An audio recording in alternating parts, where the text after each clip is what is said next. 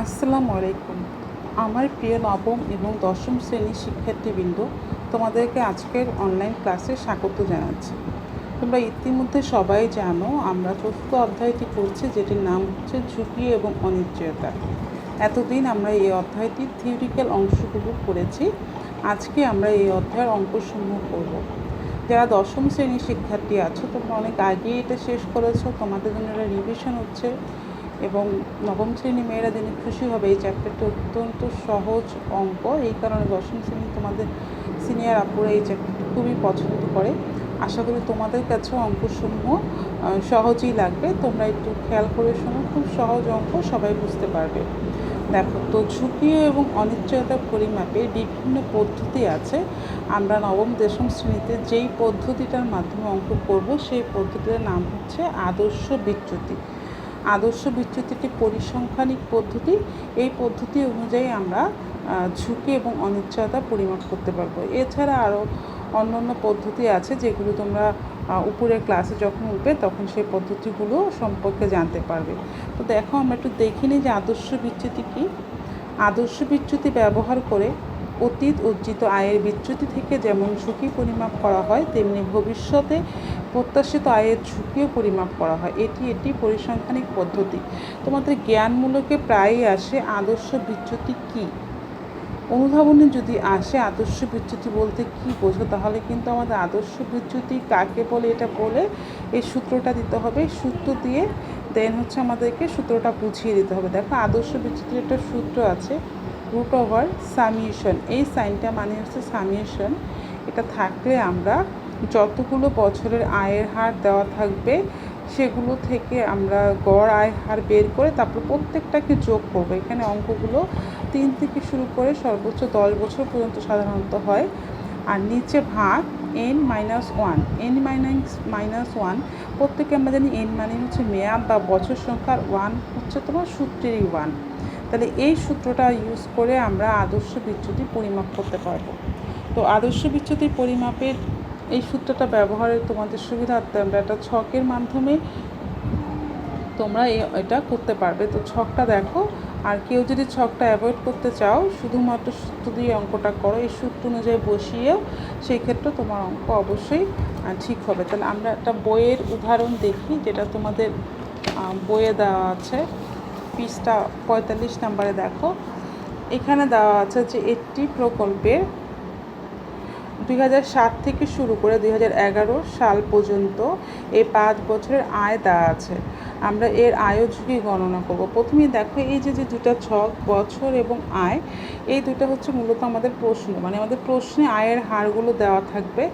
বছরে অনেক সময় এরকম বছরের তোমার সালটার উল্লেখ থাকবে, অনেক সময় কিছুই থাকবে না। সেই ক্ষেত্রে আমরা বছরের ঘরে 1, 2, 3 এভাবে লিখে যাব। দেখো, আয়ের হার এটা পার্সেন্টেজে দেওয়া আছে।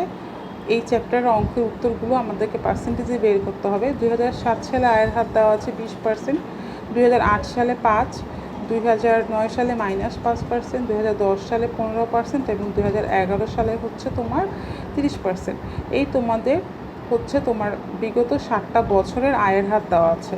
এখন তোমাকে এই আয়ের হার থেকে তোমাদের এই যে বছরটা, তোমাদের এই বছরগুলো আর আয়ের পার্সেন্টেজ থেকে তোমাদের আয় এবং ঝুঁকি গণনা করতে শেখাতে হবে। প্রথমেই আমরা বের করে নিব আয় কীরকম। এখানে আয় বলতে আমরা বোঝাচ্ছি গড় আয়। দেখো, আমরা 9 পর্যন্ত সবাই আসলে গড় বের করতে পারি। যে কোনো কিছুর গড় বের করতে হলে যতগুলো সংখ্যা আছে সবগুলো সংখ্যাকে যোগ করে ওই সংখ্যার কতটি সংখ্যা সেটা দিয়ে ভাগ করতে হয়। যেমন খেয়াল করে দেখো, এখানে 2007 সালে 20%, 5%, -5%, 15% এবং 30%, যে সবগুলোকে আমরা যোগ করব। মাইনাসটাকে আমরা মাইনাস সাইন দিব ক্যালকুলেটারে, সমস্যা নেই, আমাদের যোগফল বের হয়ে যাবে, অবশ্যই প্লাসই আসবে যেহেতু আমাদের প্লাসের সংখ্যাসমূহ বড়। তাহলে যোগফল আমাদের আসবে 65%। এটা হচ্ছে তোমাদের 5 বছরের আয়। তো আমাদেরকে যদি এই 5 বছরের গড় আয় বের করতে হবে, তখন সেই ক্ষেত্রে আমরা কী করব, এই 65কে 5 দিয়ে ভাগ করলে দেখো 13%। এই 13% হচ্ছে আমাদের গড় আয়ের হার। তো এই জিনিসটা আমরা ছকেও করতে পারি, চাইলে খাতার নিচে ছকটা আমরা এই পর্যন্ত রেখে ছকের নিচে আমরা খাতাতে ওই গড়টা বের করতে পারি। তোমাদের অনেকেই ছকে করতে পছন্দ করো, অনেকে ছকে জায়গা কম বলে ছকের নিচে খাতাতেই করো। যেটাই করো না কেন সেটা তোমাদের জন্য অবশ্যই গ্রহণযোগ্য হবে, কিন্তু এটা তোমাকে দেখাতে হবে। তুমি এটা না দেখালে হবে না যে তুমি সবগুলো যোগ করে 65 পেয়েছো, 65কে 5 দিয়ে ভাগ করার পরে তোমার হয়েছে 13। এই যে দেখো আমরা কি বের করে ফেলেছি, আমরা আয় বের করে ফেলেছি, কিন্তু এখন আমাদের বের করা লাগবে ঝুঁকি। আমরা একটু আগেই শিখে এসেছি ঝুঁকি পরিমাপের পদ্ধতির নাম হচ্ছে আদর্শ বিচ্যুতি। হ্যাঁ মেয়েরা, এখন আমরা আদর্শ বিচ্যুতি বের করব। তো আদর্শ বিচ্যুতি বের করার জন্য আমাদের একটা সূত্র আছে, সেই সূত্রটা আমাদের উপরে ছিল আয় সামেশন √/, আয় মাইনাস গড়ের হোল স্কোয়ার, নিচে ভাগ n-1। তো এই জিনিসটাকে, সূত্রটাকে আমরা ছকে করে আমাদের ক্যালকুলেশনটাকে সহজ করছি। আমি আগেই বলে এসেছি, কেউ যদি এই ছকটা অ্যাভয়েড করতে চাও, সম্পূর্ণ অ্যাভয়েড করে তোমরা চাইলে সূত্রতে করতে পারবে, এবং তোমরা উপরে ক্লাসে দেখবে যে তোমাদের ছক নেই, তোমরা সূত্র দিয়েই অঙ্ক করছো। তো এখন থেকে যদি কেউ চাও যে আমি সূত্র দিয়ে অঙ্ক করবো, তোমাদের ইচ্ছা করতে পারো, বা এইভাবে ছকেও করতে পারো। দেখো এখন আমি বিষয়টা বুঝিয়ে দিই। এখন এই যে দেখো আমাদের গড় থেকে ব্যবধান, ব্যবধান মানে কি? ব্যবধান মানে হচ্ছে বিয়োগ, ঠিক আছে? গড় থেকে ব্যবধান। এখন দেখো ব্র্যাকেটে একটা অংশ লিখে দিয়েছে আয় মাইনাস গড়, মানে আয় মাইনাস গড় কি? আয় হচ্ছে যেটা তোমার প্রশ্নে দেওয়া আছে, এই যে 20, আর গড় একটু আগে তুমি যে বের করলে 65/5 করে 13, তাহলে তোমার 20 থেকে 13 বাদ দিলে তোমার হচ্ছে কত? 7। এটাকে বলেছে গড় থেকে ব্যবধান বা আয় মাইনাস গড়। সেম একইভাবে সবগুলো করেছে। দেখো আমাদের আয় হচ্ছে 5 থেকে আমাদের গড় হচ্ছে 13, বাদ দিলে কত হবে? -8। মেয়েরা, এই অঙ্কে আমাদের মাইনাসের ব্যবহার হতেই পারে এবং আসতেই পারে, আমাদের ঘাবড়ানোর কোনো কারণ নেই। মাইনাস আসলে আমরা মাইনাস সাইন ইউজ করব। এরপরে দেখো আমাদের -5 থেকে যদি 13 মাইনাস করি, তাহলে আমাদের -18 হচ্ছে। আবার আমরা 15 থেকে আয় 15 থেকে যদি গড় 13 মাইনাস করি, তাহলে কত হচ্ছে? 2। আবার যদি আমরা 30 থেকে গড় 13 মাইনাস করি হচ্ছে 17। দেখো এখানে একটা জিনিস খেয়াল করো, আমাদের আয় মাইনাস গড়, গড় কিন্তু সবগুলোর জন্য এক, এটি 13, গড় আমাদের সবগুলোর জন্য এক, 13, 13, 13, 13, 13। মানে প্রতিটা বছরে গড় আয়ের হার অবশ্যই আমাদের এক হবে 5 বছরের জন্য। আর আয়গুলো আমরা প্রশ্ন দেখে দেখে সুন্দর করে তুলবো, যাতে আমাদের ভুল না হয়। যেই বছরের আয় ঠিক সেই বছরে তুলে তার থেকে গড়টাকে বাদ দেবো, যেই বছরের আয় ঠিক সেই বছরে তুলে তার থেকে গড়টাকে বাদ দেবো। আর উপরের হেডিংটার নাম হবে গড় থেকে ব্যবধান। গড় থেকে ব্যবধান যদি কারো মনে নাও থাকে, নিচে যদি তোমরা আয় মাইনাস গড় লেখো, সেই ক্ষেত্রেও হবে। প্রথমে একটু 2-1টা অঙ্কতে এটা মুখস্থ একটু টাইম লাগে, জাস্ট 2টা অঙ্ক করে দেখো, পুরো মুখস্থ হয়ে গেছে, খুবই সোজা। আচ্ছা, গড় থেকে আয়টা বাদ দেওয়ার পর দেখো এখানে আমাদের নাম হলো ব্যবধানের বর্গ। আমরা সবাই জানি বর্গ মানে হচ্ছে একটা স্কোয়ার, ঠিক আছে? ব্যবধানের বর্গ মানে কি? এই যে তুমি আয় থেকে গড়টা বের করলা, এটারই বর্গ। তো বর্গটাকে আমরা একটু সুন্দর করে লিখতে পারি, দেখো আরও সহজ করে, আয় মাইনাস গড় এর স্কোয়ার। মানে মোট কথা এখানে আমরা সেই আগের কলামে যে উত্তরটা আমাদের বের হয়েছে, সেটাকে আমরা জাস্ট ডাবল করে ফেলবো, মানে স্কোয়ার করে ফেলবো। তো দেখো 7-এর স্কোয়ার করলে কত হয়? 49। এখানে তোমাদের গুণ দিয়ে দেখিয়েছে 7 × 7 = 49। কেউ যদি 7 লিখে হোল স্কোয়ার দিয়ে 49 লেখো, তারটা অ্যাবসলিউটলি রাইট হবে। তোমাকে যে ঠিক এইভাবে ভেঙে ভেঙেই করতে হবে ব্যাপারটা এরকম না, এটা তোমার বোঝার সুবিধার জন্য সুন্দর করে সহজ করে দিয়েছে। এরপর দেখো 8 × 8 লিখেছে, 8-8 64। তুমি কেউ যদি 8 স্কোয়ার লেখে 64 লেখে, তারটা হবে।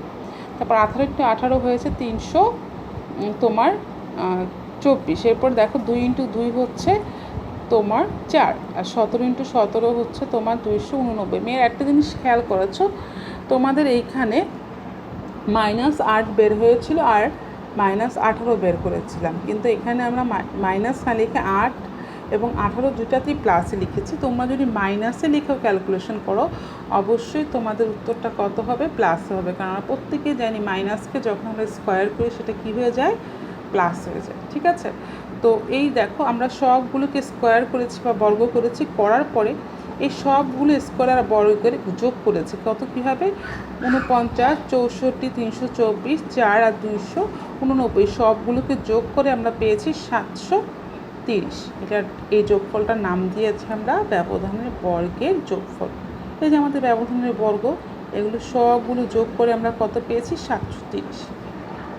তো এইগুলো দেখো বিষয়টা মেয়েরা, আমি আশা করি তোমরা বুঝতে পারছো জিনিসটা খুবই সোজা। জাস্ট আমরা কি করেছিলাম, আমরা হচ্ছে তোমার হচ্ছে আমরা আয় থেকে গড় বাদ দিয়েছি, বাদ দিয়ে সেটাকে আবার স্কোয়ার করেছি, স্কোয়ার করে যেই ফলটা বের হয়েছে সবগুলো বছরের ফলটাকে আমরা যোগ করেছি। একটা জিনিস খেয়াল রাখবো, আমরা একটু ধৈর্য সহকারে বারবার দেখে অঙ্কটা করব, যাতে আমাদের ক্যালকুলেটর থেকে খাতায় ডিজিট তুলতে যেয়ে ভুল না হয়ে যায়। আচ্ছা, এরপরে দেখো আমরা যোগফল পেয়ে গিয়েছি। তো যোগফল পাওয়ার পরে আমরা একটা লাইন বেশি করব। এটা এজন্যই করব, আমাদের একটা সূত্র আছে, ওই সূত্রটা আমরা একটু আগেই দেখে এসেছি। রুট ওভার উপরে হচ্ছে সামিয়েশন আই মাইনাস গড়ের whole square divided by n minus one. এই কারণে হচ্ছে আমরা এইটুকু করছি। দেখো তোমাদের এইখানে আদর্শ বিচ্যুতি এই পর্যন্ত তোমাদের হচ্ছে বের করার পরে তোমাদের হচ্ছে আদর্শ বিচ্যুতিটা এখানে রুট ওভার বসিয়ে উত্তরটা বের করে দিয়েছে। তো এই হলো বিষয়টা। তো আমি তোমাদেরকে একটা উদাহরণ দেখাবো, আশা করি তোমাদের এই নিয়মের থেকেও আমারটা সহজ লাগবে। এটা অ্যাবসলিউটলি রাইট, আমি ঠিক এইভাবে দেখাবো। শুধু আমি এই লাইনটাকে তোমাদের সুবিধার জন্য এই লাইনটাকে আমি ছকে না করে আমি এই লাইনটাকে খাতায় করব, একদম লাস্টের লাইনটাতে, যাতে তোমাদের বুঝতে সুবিধা হয়। তো ঠিক এরকমই আমাদের উত্তরটা বের হবে। তো এই ছিল তোমাদের বইয়ের উদাহরণটি, যেটার উত্তর বের হয়েছে আমাদের 13.5। এখন তোমরা বলতে পারো মিস আমরা আসলে এটা সিদ্ধান্ত কীভাবে নেব, অঙ্কগুলো কীরকম আসে। অঙ্কগুলোতে সাধারণত দুইটি প্রকল্প দেওয়া থাকে এবং দুইটি প্রকল্পেরই তোমার আয়ের হার দেওয়া থাকে। তোমাদেরকে দুইটি প্রকল্পের আয়ের হার থেকে আদর্শ বিচ্যুতি বের করে সিদ্ধান্ত নিতে হয়। তো সিদ্ধান্ত কোনটা নিবা বলে দিচ্ছে। আদর্শ বিচ্যুতি হচ্ছে ঝুঁকি পরিমাপের পদ্ধতি। তাহলে একটা কোম্পানির জন্য ঝুঁকি যতটাই কম হয় তত ভালো, মানে আদর্শ বিচ্যুতির মান যেটা ছোট সেটাই আসলে এক একটা কোম্পানির জন্য গ্রহণযোগ্য হয়। ধরো তোমার কাছে দুইটা প্রকল্প আছে, একটা এ প্রকল্প এবং একটা বি প্রকল্প। এ প্রকল্পের উত্তর যদি 13.5% বের হয় এবং বি প্রকল্পের উত্তর যদি 10% বের হয়, তুমি অবশ্যই বি প্রকল্পটি গ্রহণ করবে, যেহেতু এটার আদর্শ বিচ্যুতি ছোট আদর্শ বিচ্যুতির মান কম ঝুঁকি নির্দেশ করে। যেহেতু প্রতিষ্ঠান বেশি ঝুঁকি নিতে রাজি থাকে না, সেই ক্ষেত্রে অবশ্যই আমরা শুধুমাত্র আদর্শ বিচ্যুতি বিবেচনা করলে আমরা যেটার মান ছোট সেটাকেই গ্রহণ করব। আচ্ছা, আরেকটা বিষয়, যদি আমাদের এরকম দেখা যায় দুইটা প্রকল্পেরই আদর্শ বিচ্যুতি এক এসে পড়েছে উত্তর, ধরো আমার এ প্রকল্পেরও 13.5 এবং বি প্রকল্পেরও 13.5, সেই ক্ষেত্রে আমরা এই আয়টা দেখব, মানে গড় আয়টা যেই কোম্পানির বেশি আমরা সেই কোম্পানিটাতে ইনভেস্ট করব। মানে যখন দুইটা কোম্পানির ঝুঁকি বেশি হয়ে যাবে তখন আমরা গড় আয় বিবেচনা করব।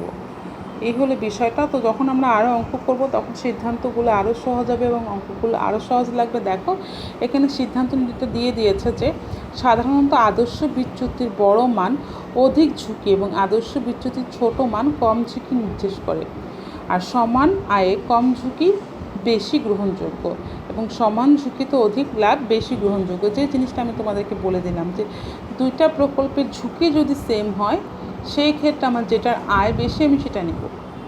পক্ষান্তরে দুইটা প্রকল্পের আয় যদি সমান হয় তাহলে যেটা ঝুঁকি কম আমি সেটাতে গ্রহণ করব।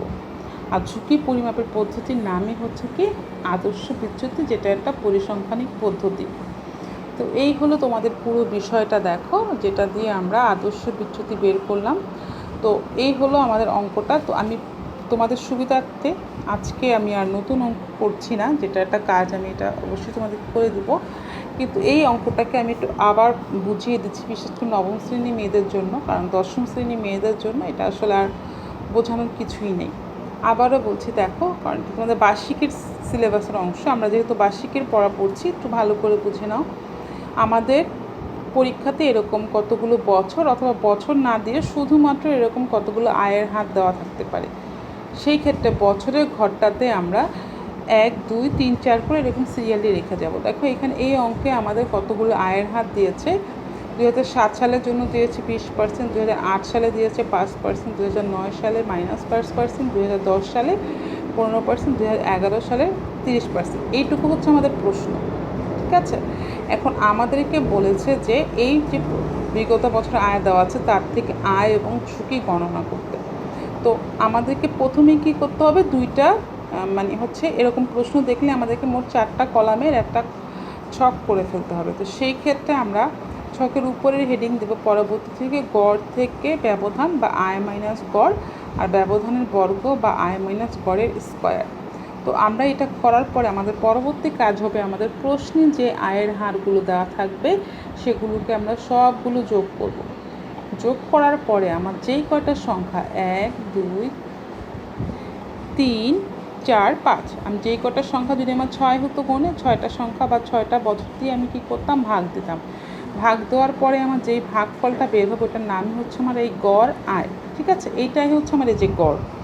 পরবর্তী আমার কাজ কি হচ্ছে, প্রতিটা আয়ের হার থেকে আমি গড়গুলোকে মাইনাস করে যাব। দেখো 20 minus 13, 5 minus 13, minus 5 minus 13, 15 minus 13, 30 minus 13, মানে 13 হচ্ছে আমার গড় আয়। প্রতিটা আয় থেকে আমি গড় আয়কে মাইনাস করে গিয়েছি। উত্তরটা আমি পাশাপাশি লিখে ফেলবো। এই অঙ্কে আমাদের মাইনাস সাইন আসবে, কোনো সমস্যা নেই। পরবর্তীতে যখন আমরা বর্গ করব তখন আমাদের অটোমেটিকলি মাইনাস প্লাস হয়ে যাবে। এখন আমাদের কাজ হচ্ছে এই যে আমি ব্যবধানটা পেলাম এটাকে আমি স্কোয়ার করে ফেলবো, মানে 7 8 18 2 17, এটাকে আমি চাইলে এখানে 7 স্কোয়ার লেখো 49 বা 7 × 7 এভাবে লিখো প্রতিটাকে, 8 × 8 18 × 18 এইভাবে করে আমি সবগুলোর ব্যবধানের বর্গ বের করব, করে আমি সবগুলোকে কী করে ফেলবো, যোগ করে ফেলবো। এখন হচ্ছে আমাদের যেহেতু আদর্শ বিচ্যুতির সূত্রটাতে ছিল summation root over i minus গড়ের whole square minus divided by n-1, সেই কাজটা এখন আমাকে করতে হবে। দেখো এখানে সেই কাজটাই করেছে যে 730 কি 730 হচ্ছে আমরা আই মাইনাস গড়ের স্কোয়ার ভাগ n-1। ঠিক আছে, এই দেখো এটা করার পরে আমাদের উত্তরটা বের হয়েছে কত জানেন, উত্তরটা বের হচ্ছে 182.5। এটা হচ্ছে আমার এইটার উত্তর। বললামই তো ছকে করলে জিনিসটা হিজিবিজি হয় এবং বুঝতে অসুবিধা হয়, এই জন্য আমরা এই অংশটুকু স্টার্ট দেওয়া মানে লাস্টের লাইনটা আমরা খাতার ছকের নিচে করব, তাহলে আমাদের খাতাটা পরিষ্কার থাকবে, আমাদের ক্যালকুলেশন ভুল হবে না। আমি আগামী ক্লাসে তোমাদের সেটাই দেখাবো, কিন্তু আজকে তোমাদের আমি জাস্ট বইয়েরটা বুঝিয়ে দিচ্ছি। এখন দেখো এই যে ব্যবধানের বর্গের গড়টা আমরা বের করার পর উত্তর হবে 182.5। তারপরে দেখো এই যে আদর্শ বিচ্যুতির ফর্মুলাতে এটা বসিয়ে দিলে আমরা ক্যালকুলেটারে রুট ওভার প্লেস করে এই 182.5 লিখে ইকুয়াল প্লেস করলে আমাদের উত্তরটা বের হয়ে যাবে 13.5%। তার মানে আমরা নিচের এই প্রকল্পটার একটা আয় বের করে ফেলেছি এবং একটা ঝুঁকি বের করে ফেলেছি। তো এই হলো বিষয়টা মেয়েরা, যে ঝুঁকি এবং অনিশ্চয়তা চ্যাপ্টারে আমাদের ঠিক এরকমই অঙ্ক, সবগুলো অঙ্কের নিয়ম এক। তো আমরা আগামী ক্লাসে আরও একটি অঙ্ক দেখব। তোমরা বাসায় এই অঙ্কটাই খুব ভালো করে প্র্যাকটিস করবে, আর যারা এটা বুঝতে পেরেছো তারা দেখো এই যে একটা কাজ আছে SW, তোমাদেরকে এটা দিলাম আমি 45 পৃষ্ঠায় একটা SW আছে তোমাদের জন্য। এটাতে 10 বছরের জন্য তোমাদেরকে আদর্শ বিচ্যুতি নির্ণয় করতে বলেছে। সেম এরকম করবা, শুধুমাত্র তোমার ঘরের সংখ্যা একটু বাড়বে, 5টা ঘরের জায়গায় কয়টা ঘর হবে, 10। আশা করি মেয়েরা তোমরা অঙ্ক নিয়মটি বুঝতে পেরেছো। তোমরা বাসায় নিজেরা এটা করবে এবং আমি আগামী ক্লাসে এটা সলিউশন দেখাবো, তোমরা সবাই আমার সাথে মিলিয়ে নিবে। সবাই ভালো থাকবে, সুস্থ থাকবে এবং নিরাপদে থাকবে। আল্লাহ হাফেজ।